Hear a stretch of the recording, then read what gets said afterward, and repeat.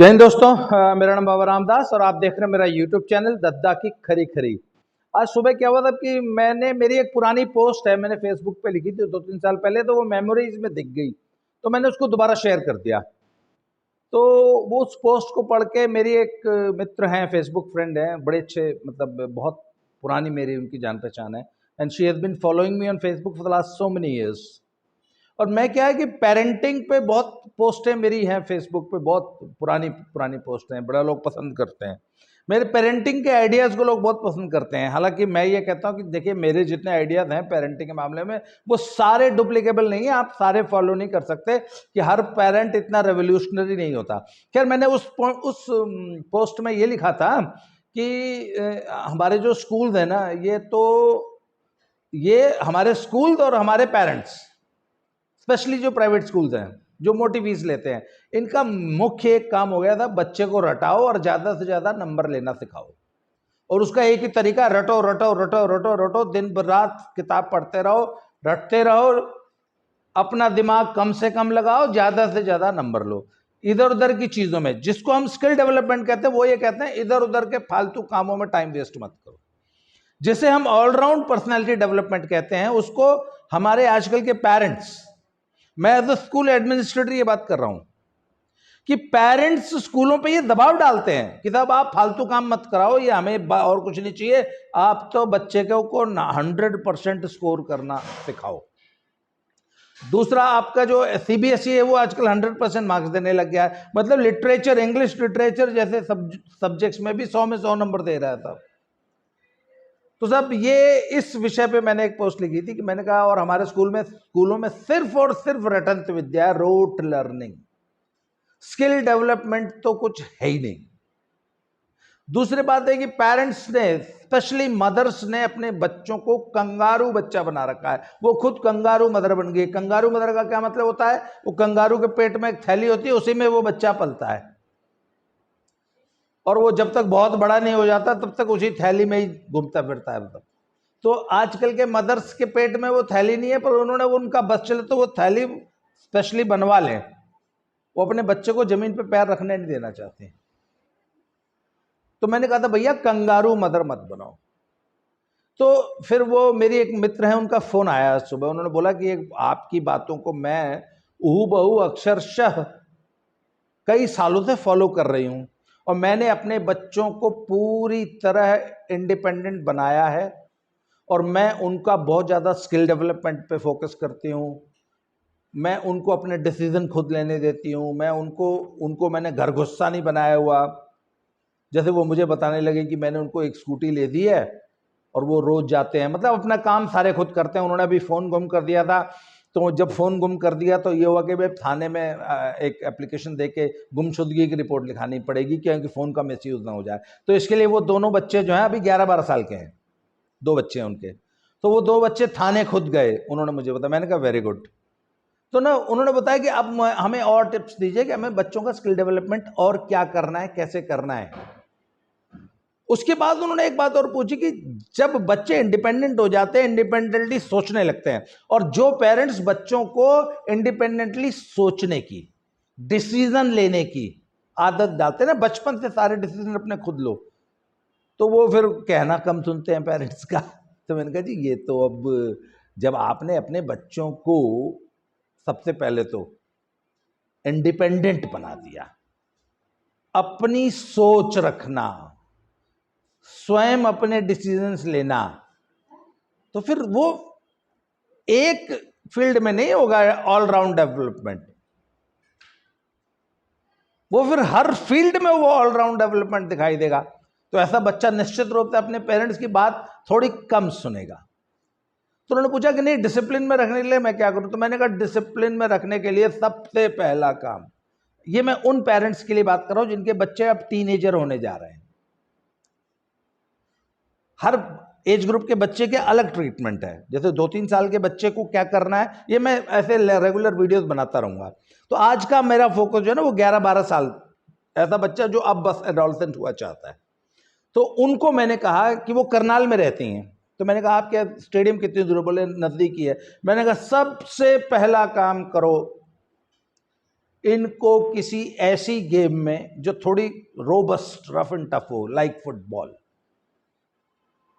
Football जैसी game में इनको डाल दो और कोच को बोलो इनको थोड़ा सा अर्ली बुलाए, जैसे 5:30-6 बजे स्टेडियम में बुला ले। तो जिस बच्चे को साहब 5:30 या 6 बजे स्टेडियम पहुंचना है, तो वो अगर 6 बजे पहुंचना है तो वो 5 बजे उठेगा ना, सुबह 5:30 उठेगा, फ्रेश होके फिर स्टेडियम जाएगा। लगभग मॉर्निंग क्लास कोच ज़्यादा लंबी नहीं लेते, हार्डली 45 मिनट या 1 घंटे की लेते हैं। तो 6 से 7 वो आपके बच्चे को ट्रेनिंग करा के 7 बजे घर भेज देगा। हो सके तो स्कूल से अपने बच्चे की असेंबली एग्जाम कर लो कि मेरा बच्चा असेंबली में नहीं आएगा। आजकल के स्कूल इतना एडजस्ट कर लेते हैं। अगर आप नए स्कूल में एडमिशन लेने जा रहे हैं कहीं, तो पहले स्कूल से ये बात कर लीजिए कि जी मेरी ये 70 बहाने होते हैं। झूठ बोल दो स्कूल से, कोई बहाना बना दो, कोई फर्जी मेडिकल एक सिचुएशन, अरे मेरे बच्चों को तो सुबह 7 बजे 7:30 तक तो ये कराना होता है फलाना काम। मतलब असेंबली स्कूल का सबसे बड़ा टाइम वेस्ट होती है। ये मैं खुद as an administrator, school administrator, as an educationist बता रहा हूं आपको। खैर साहब, तो सुबह 1 घंटा किसी अच्छे तगड़े कोच के पास जो थोड़ा डिसिप्लिनेरियन भी हो, उसके पास डाल दो, सुबह शाम उसके पास जाएं।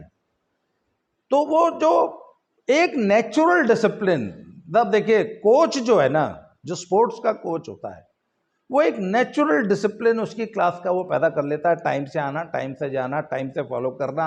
और वो आपके बच्चों को ऐसे आपकी तरह, माँ की तरह पुचकारता नहीं है। वो तो बहुत खड़ूस होते हैं कोच, तो ऐसे ऐसे होते हैं, ऐसा कूटते हैं ना बच्चों को। वो असली रफ एंड टफ अगर बच्चे को बनाना है तो वो ग्राउंड में ही बनेगा। तो मैंने कहा पहला काम करो, सबसे पहले अपने बच्चे को फुटबॉल कोच के पास डाल दो। फिर मैंने पूछा स्विमिंग आती है? उन्होंने कहा नहीं। अरे मैंने कहा सबसे बड़ी बेसिक लाइफ स्किल लाइफ में 2 हैं, स्विमिंग एंड साइकिलिंग। तो कहते नहीं, साइकिलिंग मेरे बच्चों को खूब आती है। मैंने कहा एक तो आपने सबसे बड़ी गलती की, अपने बच्चों को इस उम्र में स्कूटी ले दी। मैंने कहा तुरंत उनको वापस साइकिल पे लाओ, और चाहे 20 किलोमीटर दूर स्टेडियम हो, साइकिल से भेजो। लेट देम साइकिल, हर रोज 10, 20, 30 किलोमीटर बच्चों को साइकिल चलाने दो। और ये मैं देखिए, ये मैं प्रैक्टिकल बात बता रहा हूँ। मेरी बेटी जब 13-14 साल की थी तो एवरेज 30 किलोमीटर रोज साइकिल चला के बॉक्सिंग करने जाती थी। और हम लोगों ने तो बचपन में साइकिलें ही चलाई था, स्कूटर, अब मोटरसाइकिलें तो अब पेरेंट्स देने लग गए। हमारे टाइम में तो पूरे गांव में एक बाइक, वो भी शादी में दहेज में मिला करती थी। तो सबसे पहले अपने बच्चों को साइकिल पे ले आओ, लेट देम डू साइकिलिंग। और जाने दो रोड पे, कुछ नहीं होता। ये सब डरने की बात है। कितने दिन रोड से डरेंगे बच्चे? दूसरी चीज उन्होंने कहा स्विमिंग। मैंने हाँ, सबसे पहले स्विमिंग सिखाओ। मैंने कहा 1 महीने में आ जाती है, और ये लाइफ सेविंग स्किल है। हर बच्चे को स्विमिंग जरूर आनी चाहिए। और मैंने कहा अगर पॉसिबल तो किसी कोच से सिखवाना, क्योंकि स्विमिंग की कुछ बेसिक टेक्निक्स होती हैं। आप मुंह के अंदर पैर, अपना मुंह रखते हैं पानी के अंदर, और साइड में ऐसे मुंह निकाल के हर एक्शन के साथ सांस लेते हैं और छोड़ते हैं। तो आपको लगेगा कि बच्चे का मुंह तो पानी के अंदर है, नहीं, वो साइड में ऐसे मुंह निकाल के ना सांस लेता है। स्विमिंग कोच की जो स्विमिंग की जो बेसिक टेक्निक है। तो लेट हिम और her learn swimming from a swimming coach. अब आपको 2 बेसिक साइकिलिंग और स्विमिंग की ये बेसिक स्किल्स आ गई। बेसिक स्पोर्ट्स में अगर छोटा बच्चा है, 4, 5, 6, 7, 8 साल, 10 साल, इवन 12 साल भी कोई ज्यादा उम्र नहीं होती, जिम्नास्टिक्स कोच के पास भेजिए। Gymnastic is a mother game, swimming and gymnastics. जिस बच्चे ने बचपन में जिम्नास्टिक्स की है उसके एक्शंस हमेशा सुपरफाइन रहेंगे। फिर उसके आगे आप चाहे जिसको किसी भी गेम में डाल दीजिए, ये लाइफ में वो बच्चा जो भी काम करेगा उसके एक्शंस में सफाई रहेगी, यदि उसने बचपन में जिम्नास्टिक्स की। एक तो पूरा अंग प्रत्यंग, एक एक मसल काम करने लगता है, एक एक जॉइंट खुल जाता है, वो बच्चे में फ्लेक्सिबिलिटी आ जाती है। फ्लेक्सिबिलिटी के कारण स्पीड आ जाती है, और फ्लेक्सिबिलिटी के कारण एक्शंस फाइन हो जाते हैं। फिर वो बाद में मिस्त्रीगिरी भी करेगा ना, तो उसके एक्शन, अगर वो आर्टिस्ट भी बनेगा तो भी उसकी बॉडी की जो एस्थेटिक सेंस है ना, वो आम आदमी से बेहतर रहेगी। इसलिए छोटे बच्चे को जिम्नास्टिक्स, स्विमिंग एंड फुटबॉल, इन तीनों को मैं मदर स्पोर्ट्स मानता हूं। अच्छा, स्पोर्ट्स में भी क्या, कॉम्पिटिटिव स्पोर्ट, जहां पे कभी भी मैच होता है, टूर्नामेंट होता है, school tournament, inter school, inter district, and जहां भी मौका मिले अपने बच्चे को खेलने भेजिए। अच्छा, होता क्या है कि कुछ लोग कहते हैं sir football is a team game, individual game, खेलनी चाहिए। Yes, I agree with that, but मैंने कहा ना, football is a basic mother sports. जिस बच्चे को फुटबॉल खेलनी आ गई, उसका फुटवर्क बहुत अच्छा हो जाता है, और हर गेम में फुटवर्क बहुत इंपॉर्टेंट होता है। अच्छा, बच्चे हाथ चलाना सीख लेते हैं, पैर चलाना एक बहुत इंपॉर्टेंट स्किल होती है। और किसी भी गेम में, चाहे वो हाथ की गेम हो, जैसे बैडमिंटन है, टेनिस है ना, टेबल टेनिस है, और ये तो हाथ की गेम है ना, नहीं भैया, हाथ की गेम नहीं है। हमको लगता है, आम आदमी को लगता है हाथ की गेम है, ना ना ना, फुटवर्क की गेम है। रेसलिंग आपको लगता है कि हाथ की गेम है, अरे नहीं भैया, फुटवर्क की गेम है। जिस पहलवान के पैर चलते हैं वो सबसे खतरनाक पहलवान माना जाता है। जो पैरों पे अटैक करता है या पैरों से जो अपने अपोनेंट को डिस्टर्ब रखता है, डिस्टेबलाइज रखता है, वो सबसे खतरनाक पहलवान माना जाता है। फुटबॉल वो बेसिक स्किल, पैर चलाना, सिखा देता है, इसलिए इसको मैं मदर स्पोर्ट्स कहता हूं। इसी तरह स्विमिंग के बारे में क्या है कि वो सर्वांगीण विकास करता है। आपको मालूम है, हॉर्स राइडिंग भी, आप हॉर्स राइडिंग करके देखिए, नया नया, यहाँ ये यहां से लेके और एड़ी के आखिरी तक पेन करती है, पूरी की पूरी बॉडी का एक एक मसल फोड़े की तरह दर्द करता है। इसका मतलब हर एक मसल का पार्टिसिपेशन होता है हॉर्स राइडिंग में। उसी तरह रेसलिंग है जिसमें एक एक मसल इन्वॉल्व होता है। तो ये बेसिक स्पोर्ट्स हैं। एक बार अगर आपके बच्चे ने स्विमिंग, जिम्नास्टिक्स और फुटबॉल अगर बचपन में खेल ली, उसके बाद 12-14 साल के बाद आप किसी भी स्पेसिफिक गेम में उसको डाल सकते हैं। किसी भी गेम में वो कामयाब हो जाएगा अगर उसने बचपन में ये 3 गेम्स कर रखे हैं। इसलिए हर पेरेंट को ये 3 बेसिक गेम, इससे क्या है, कॉम्पिटिटिव स्पिरिट आती है, हारना सीखता है बच्चा। बच्चे को बात समझ आती है कि ये हारना जीतना तो रोज का काम है, आज हारे हैं तो कल जीत जाएंगे। बच्चे को टीम स्पिरिट, टीम के साथ कैसे खेलना है। आप अकेले जिंदगी में कुछ नहीं कर सकते। What is management? जिंदगी में आप कुछ भी करेंगे, अकेले नहीं कर सकते, आपको एक टीम बनानी है, और वो टीम वर्क, आप अकेले गोल नहीं कर सकते, आप अकेले कोई गोल अचीव नहीं कर सकते। तो टीम के साथ कैसे खेलना है, पूरी की पूरी टीम जब इकट्ठे परफॉर्म करती है तब डिजायर्ड रिजल्ट मिलते हैं। ये बच्चा स्पोर्ट्स से सीखता है, संघर्ष करना सीखता है, हारना सीखता है, गिरना सीखता है। आपको मालूम है, गिरना सिखाया जाता है स्पोर्ट्स में। जी हाँ, कि अगर गिरना है तो कैसे गिरना है कि चोट ना लगे, और गिर के तुरंत कैसे उठना है, कि ऐसे गिरो कि थोबड़ा ना फूट जाए, ठीक है ना। तो स्पोर्ट्स में गिरना और गिर के उठना सिखाया जाता है, हारना और हार हार के जीतना सिखाया जाता है। हारने से दुनिया खत्म नहीं हो जाती, बिना हारे आप जीत ही नहीं सकते।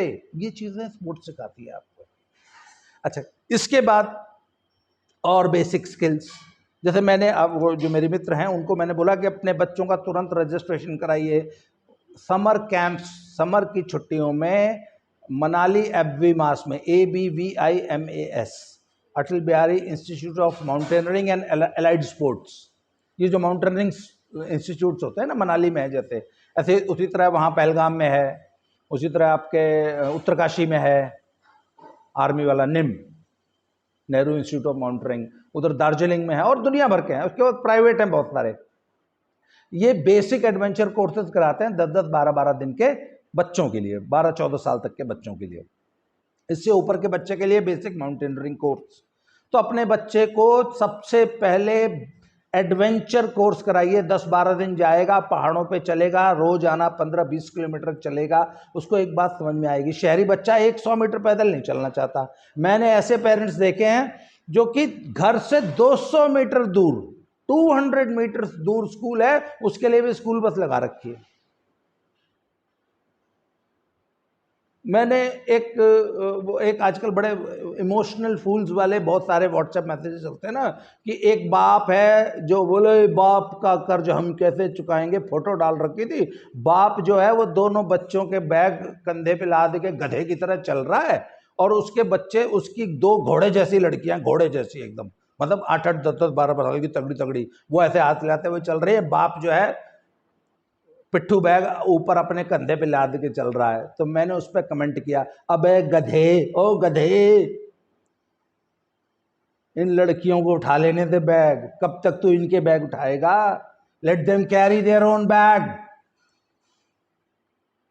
मैंने कहा ये बेवकूफाना, मैं बुरे वर्ड्स मत बुलवाओ मेरे से, ये ऐसे घटिया थर्ड क्लास इमोशनल मैसेज ये व्हाट्सएप पे जो तुम लोग शेयर करते हो ना, बाप का कर्जा कैसे चुकाएंगे। अबे बेवकूफ, अपने बच्चों को अपना बैग खुद उठाने दो, let them stand on their own feet. तो मैंने कहा, वो मैंने अपने मित्र से कहा कि मैंने कहा अपने बच्चों को सबसे पहले बेसिक स्किल कुकिंग सिखाइए। मेरे पास मेरी एक फ्रेंड ने अपने 2 बच्चे भेजे थे, उनको अपनी जुराब तक नहीं धोनी आती थी। क्यों? वो कहते जी हमारे घर में शुरू से मशीन है। अरे मैंने कहा भैया जहाँ मशीन नहीं होगी वहाँ कैसे धोओगे? मैंने कहा यहाँ तो नहीं है, हॉस्टल में आए हो, हॉस्टल में तो खुद धो रहे हो। मैंने कहा चलो कपड़े धोना सीखो। मैंने उनको आने सबसे पहले अपने कमरे में झाड़ू लगाना, पोछा लगाना और अपनी चादर फोल्ड करनी सिखाई थी। फिर अपने बेसिक कपड़े, मैंने कहा कहीं और अपने कपड़े धो रहा, अंडरवियर तो खुद धोओगे ना, तो अंडरवियर धोना तो सीखना चाहिए कि नहीं चाहिए? अपने कपड़े धोना सिखाइए। अगर एकदम छोटा बच्चा है, मतलब 5 साल का है, उसको अपने लेसेस बांधने खुद सिखाइए। छोटे बच्चों के लिए अलग से वीडियो बनाऊंगा, आज छोटे बच्चों को कवर नहीं करता, आज मैं 12-13 वाला एज ग्रुप ही रखता हूं। तो मैंने कहा सबसे पहले बेसिक कुकिंग सिखाइए। बोले मेरे बच्चों को कुकिंग आती है। मैंने कहा नो। मैंने कहा चॉपिंग बोर्ड और चॉपर मंगाइए, और बाकायदा प्रोफेशनल कटिंग एंड चॉपिंग, जैसे एक प्रोफेशनल कुक, यूट्यूब से देख लो टेक्निक्स। और प्याज काटना, प्याज छीलना, प्याज काटने से बेसिक कुकिंग स्टार्ट होती है। तो उन्होंने कहा हाँ मेरे बच्चे चॉपिंग बोर्ड पे ही चॉपिंग करते हैं। हाँ, मैंने कहा अब उस चॉपिंग को जरा और रिफाइन करिए, एकदम फाइनेस्ट कट, मोटे मोटे कट, डाइसेस, मतलब दुनिया भर के कट्स भी, तो कुकिंग में 20 किस्म के कट्स होते हैं। मैंने कहा they must know all the cuts. उसके बाद तुड़का लगाना, आटा गूंदना, रोटियां बनाना, पराठे बनाना, टेस्टी खाना बनाना, सॉसेस बनाना, चटनियां बनाना, ये सिखाओ। These are survival skills. ये हर व्यक्ति को, धरती पे हर व्यक्ति को आना चाहिए। पूरी कुकिंग, 12-13 साल के बच्चे को पूरा भोजन पकाना आना चाहिए। 8-9 साल की बच्चियों को मैंने घर संभालते देखा है अपने गांव में। 8 साल की बच्ची पूरे घर का 8 आदमियों का खाना, वो भी चूल्हे पे बनाती देखी है मैंने, फुल फ्लेज्ड। इसलिए अपने बच्चों को बेसिक कुकिंग सिखाइए, और घर गुस्सा मत बनाओ, लेट देम गो आउट, और छोटे छोटे डिसीजन लेना सिखाइए। जैसे उन्होंने बताया कि अगर जब फोन गुम हो गया तो थाने में दोनों भाई अकेले गए और थाने में रिपोर्ट लिखा के आए, FIR, उसकी जो इंफॉर्मेशन रिपोर्ट होती है कि this thing is lost, this phone is lost. ऐसे छोटे छोटे काम खुद, मार्केट की शॉपिंग, अच्छी सब्जी खरीदना, बच्चों को घर से बाहर निकालिए और बच्चों को सेल्फ सफिशिएंट बनना सिखाइए। मुझे मालूम है ऐसे इस वीडियो की बहुत ज़्यादा व्यूज़ नहीं आते, पर ये वीडियो सालों साल चलते हैं। जो भी 2, 4, 10, 20, 50 लोग इस वीडियो को देख रहे हैं, अपने कमेंट्स दीजिए, और आपके क्या क्वेरीज हैं पेरेंटिंग में। जिनके 10-12 साल के बच्चे हैं, 13 साल के, उनके क्या क्वेरीज हैं। अच्छा, एक बहुत कॉमन, बहुत सबसे ज़्यादा कॉमन जो आजकल जो इशू आ रहा है, फ़ोन से अपने बच्चों का पिंड कैसे छुड़ाएं, फ़ोन से अपने बच्चों को कैसे बनाएं। ये एक पूरा फुल फ्लेश टॉपिक है, इस पर अगले टॉपिक में बात, अगले वीडियो में बात करेंगे। आज के लिए इतना ही। अपने कमेंट्स से मुझे बताइए इस टॉपिक में और आप क्या डिस्कस करना चाहते हैं। आज के लिए इतना ही, बहुत बहुत धन्यवाद, थैंक यू वेरी मच।